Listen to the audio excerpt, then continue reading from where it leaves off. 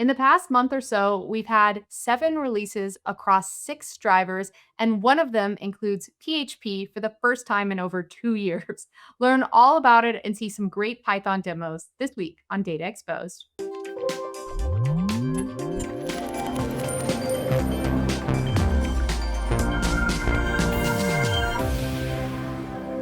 Hi, I'm Anna Hoffman, and welcome back to Data Exposed. Today, I'm joined by Dave Levi. Dave, thanks so much for coming back on Data Exposed. And today, we're going to be talking about how the SQL Drivers team has been busy. So, tell me a little bit about the drivers team and everything that's going on, and what maybe even the backup if you're like a developer who's using SQL. How are you interacting with the drivers today, and how do you get the latest ones?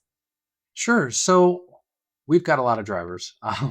It's um, everything ranging from Python, where you've got real high level languages to like real deep languages like C++, where you're interacting with ODBC drivers. Um, it's really we really try to cover the full gamut, and we've been making a huge investment within Microsoft, within SQL, to reinvigorate the drivers. So you may have noticed that we've done a lot of releases lately, and that's intentional. We're going through and we're optimizing all of our drivers to have the best experience for developers, and also to enable them to be able to build new AI applications. Awesome. That's great. That's great to see. So, okay. So then between last month and this month, you told me that we released like every single one or even more. Well, so we have enough releases to go around, but we didn't release the OLADB driver. That's the Okay. only one we haven't done a release for. So we did 6 drivers and 7 releases. We doubled up on Python. I see. I see. I see. Cool. Awesome. Okay. So, I mean, what's new? Obviously, there's probably a lot new. So, let's go through it. Yeah, there's a ton. Let's jump into it. So let's start with Python. That's really where we've got a lot of crowd pleasers. Um, in the past month, we've released both bulk copy and Apache Arrow support. Wow. Um, Bulk copy has been a huge ask. A lot of people don't love the options that are out there for inserting data via Python into databases. Um, Bulk copy takes it from a big process where you have to do lots of inserts or format special for execute many, and it turns it into basically 3 lines of code. You just pass an iterator to the bulk copy, and it will ship all that data up there for you, stream it all up very, very fast. And that's using the insert bulk API in SQL. So it's optimized for data loading and transaction handling. Another big one is Apache Arrow. This is actually a community contribution. Can you believe that? What does Um, that mean? Like someone else wrote the code? yeah. And I'm blanking on the name right now. The GitHub handle is Felix with a couple of F's, and I just can't believe, uh, like we're all blown away by the contribution here. This Cool. is something we really wanted to do, and all of a sudden Felix showed up, and it was done. It's really amazing. It's so fast. Rounding that out, we've got SQL variant and native UUIDs as well as spatial types. Let me keep going here. I know we've only got a few minutes. Next one up is SqlClient. Um, so SqlClient 7.0, we shipped the number one requested change. Wow. Um, we're working on the number two actually. So the Azure dependencies have been extracted so that we're not shipping all of the authentication pieces that go with the SQL client.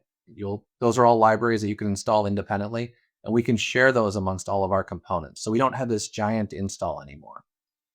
We've also added some changes for SSPI context provider, and we have a preview of packet multiplexing. Ooh. Yeah, we've started investing in async. I know you've seen it too. There's a lot of feedback out there on SQL clients async performance. So we're starting to work on that. There's a preview feature that you can go ahead and turn on today. It's a couple of commands in or a couple of lines of code to enable it, and then you're good to go. Uh, Next up, we've got JDBC 13.4. And the real focus there was AI and observability. So we brought the half vector out, so the float 16 vector subtype. That is, if you just don't need all of the resolution of a full vector and you want to save space, you want to put more into memory, float 16 is perfect. We've also added performance logging. So we're really working on open telemetry and making it so you can wire in and see exactly what the driver is doing and where it's spending its time. Oops. Next up, let's talk about Django, PHP, and ODBC. Now, there's some real crowd pleasers here too. It's been a little while since we released MS SQL Django, and we are caught up. Now, we got that out there within a couple weeks of Django 6 going full support.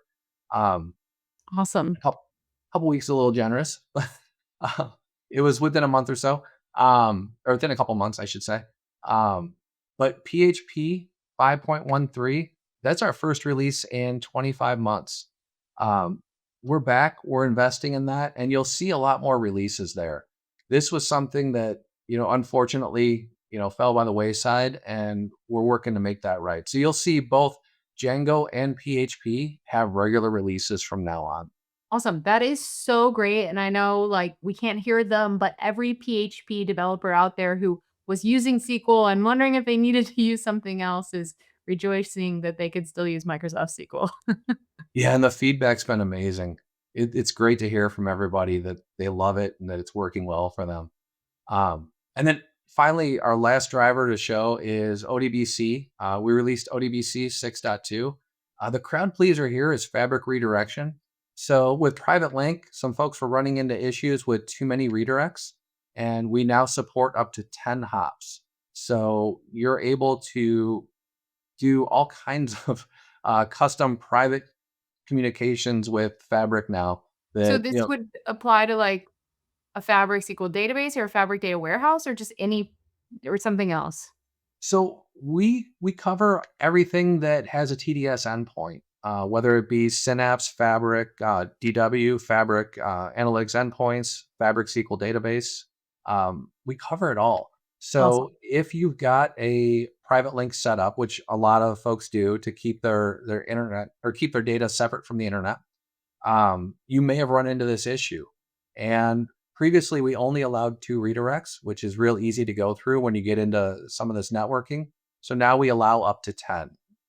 This puts it on par with the other drivers that already work. Awesome. That's great. Okay.